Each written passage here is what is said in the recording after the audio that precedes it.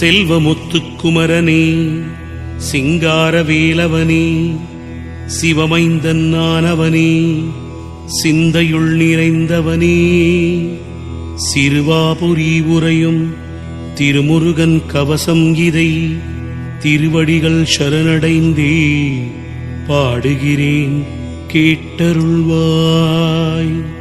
செல்வ வளம் பெருகிடவே, சொந்தமனை வீடும் அமைந்திடவே, தினம்தோறும் இதை ஓதிடவே வரமெனக்கு அருளிடுவாய்.